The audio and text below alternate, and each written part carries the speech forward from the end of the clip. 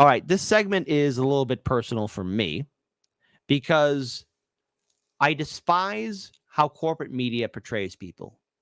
Now, in many ways, this is a defense, but this is also just something that myself and Daniel, we had to take to task numerous times in 2019, where outlets like Vice, BuzzFeed, Huffington Post, New York Times, all these social media platforms were calling Tulsi Gabbard this Trump supporter, this Putin puppet. And so this is from HuffPost, by the way.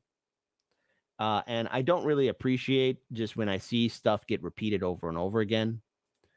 Okay, Tulsi Gabbard's endorsement of Trump reignites social media reactions.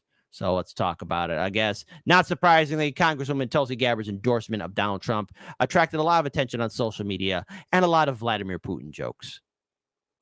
So somehow Putin is back again in U.S. politics. Putin, right?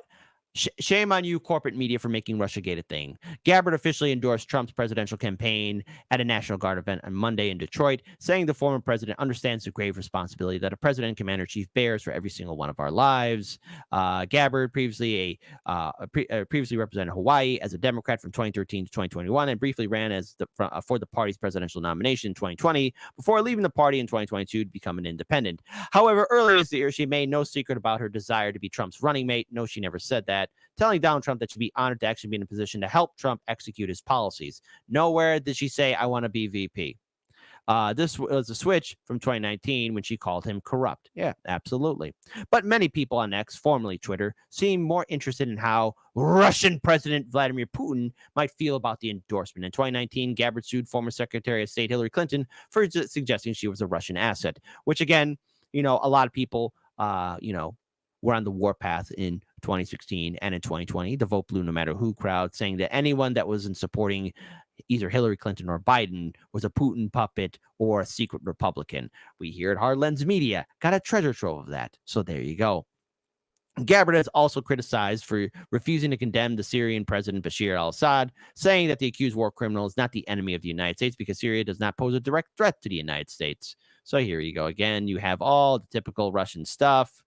Communism, this is it. Even liberals are using communism. All this is happening. But yet, the real serious thing I want to bring up here is that, look, I do have my disagreements with Tulsi. I do. However, I don't like the fact that this administration is putting people, no matter their profile, because it's not only high-profile people, but it's also average citizens because of posts on social media, being put on a watch list when they fly in a freaking airplane. By the way, you're not on the terror watch list any longer, are you, Tulsi? Another shocking story as well. I hope that's all resolved. Unfortunately, Sean, I wish I could say the same, but it has not been resolved. I've been informed that the targeting package that the TSA created for me when they put me on the secret domestic terror watch list is still operational. That is insane, and we'll stay on that case as well. All right, that was a verbal beatdown, and you came in, you were armed with facts. By the way, ChatterX, they just can't let go of the Russiagate hoax, even after a Durham report. Ridiculous. Yeah, and I'm kind of worried about how even, anybody else is going to be put on this list. Like, who's on the list? If they're willing to do this to a high-profile person, they're doing it to everybody else. And why? Because we've seen this happen before.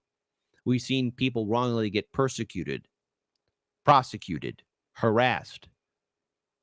I mean, who thought that 1984 was a good book? Who thought Fahrenheit 451 was a good book to use an example from? Or is it at Brave New World?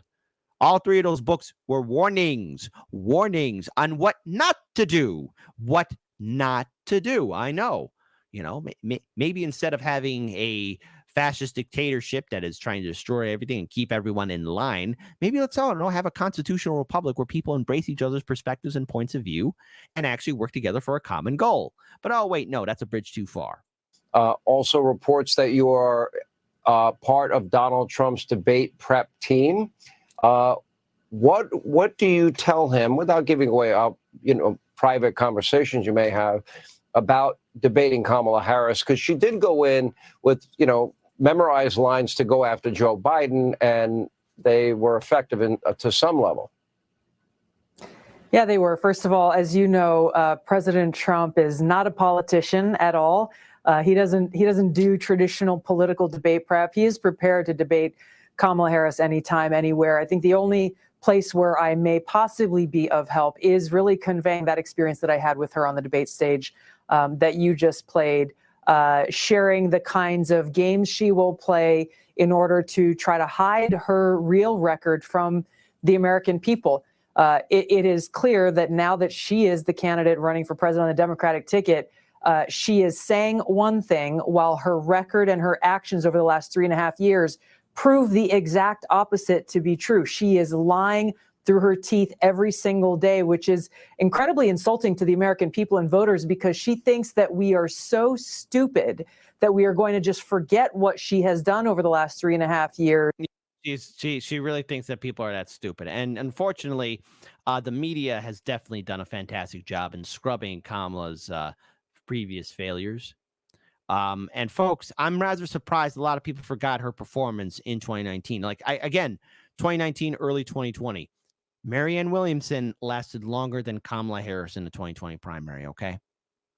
And you know what? He just rubbed salt in the wound for the liberals. Tulsi Gabbard was the last woman standing in the 2020 Democratic primary.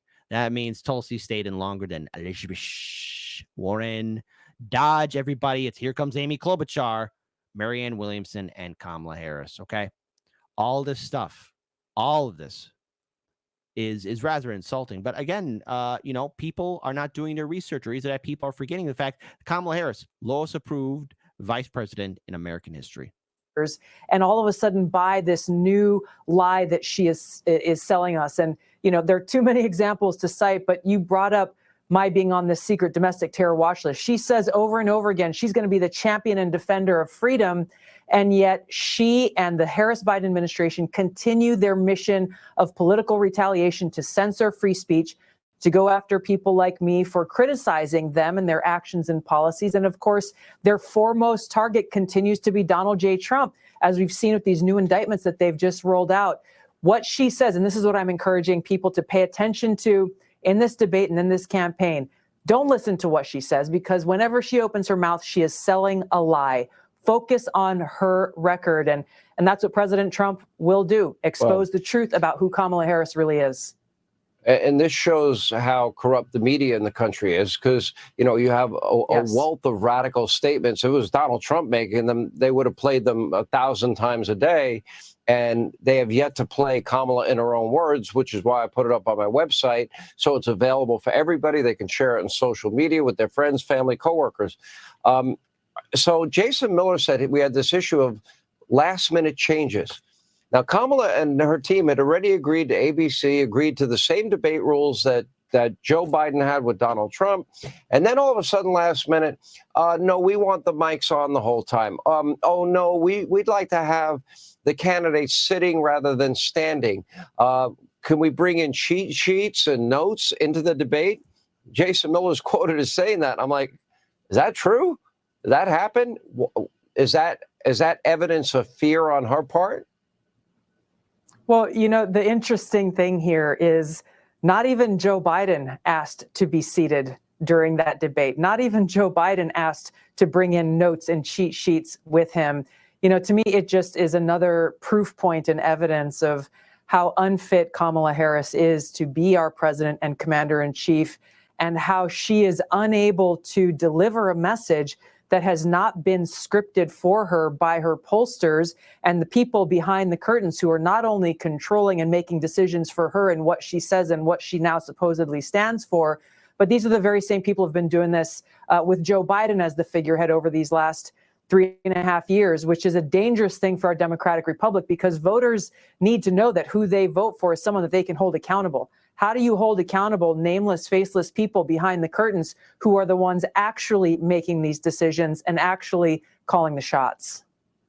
Yeah, I think it's great that you're a part of it. And, I've gotten to know you a lot over the last year. And I will tell you, it's clear to me you want the best interest of the country.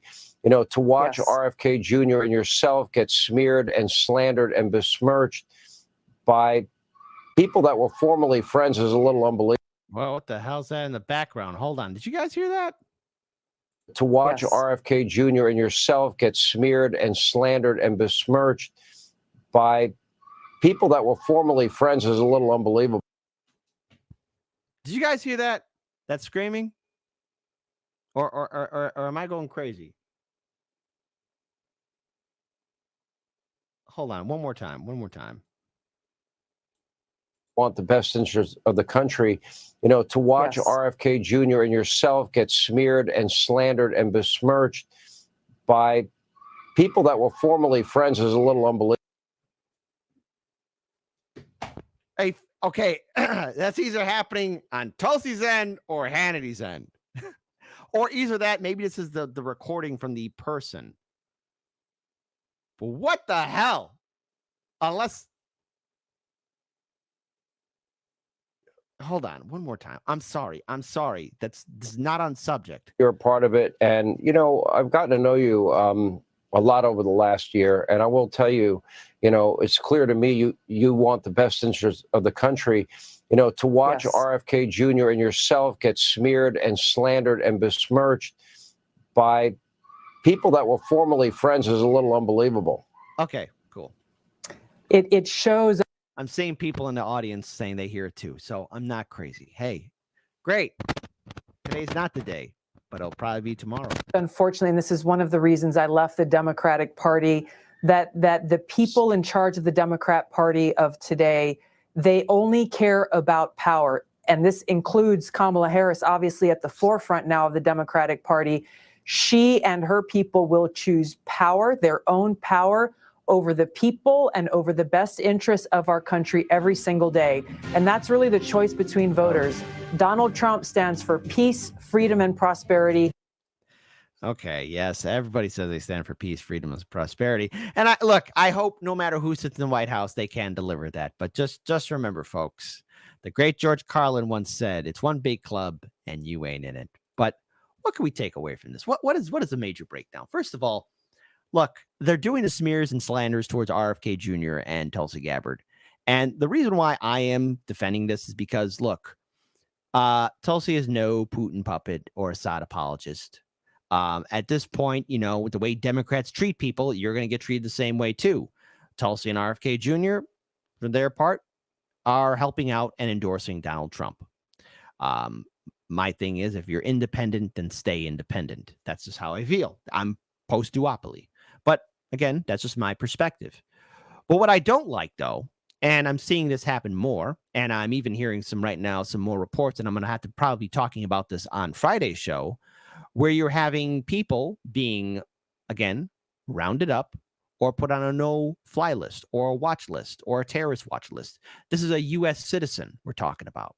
Now, will Tulsi Gabbard be okay? I'm pretty sure eventually she'll get off that list, but she is a former U.S. House representative, served in the National Guard, high-profile person, and yet put on a terrorist watch list or the equivalent of one. Sadly, there are powerless U.S. citizens who are also put on that list because posts on social media. And what's recently caught my attention right now is that you have UK citizens also potentially being arrested for posts on social media or things that don't follow the quote-unquote narrative that the establishment wants. I don't know who thought 1984 or Fahrenheit 451 or Brave New World were books to worship from and use as a Bible. But I could say this with confidence. If we allow this madness to continue on, nothing will change. Now, I am not relying on anyone who's part of the DC club to save the day. At the end of the day, it's up to us. Otherwise, we're all going to be sacrificed, like that whistleblower that somehow, like, again, Abiding 71 wrote, that's Harambe's ghost. Whatever that was screaming in the background, that's going to be all of us if we don't boot up, suit up, and start actually, I don't know, implementing the power of the people. What a controversial sight that would be, ending the madness before it gets out of control.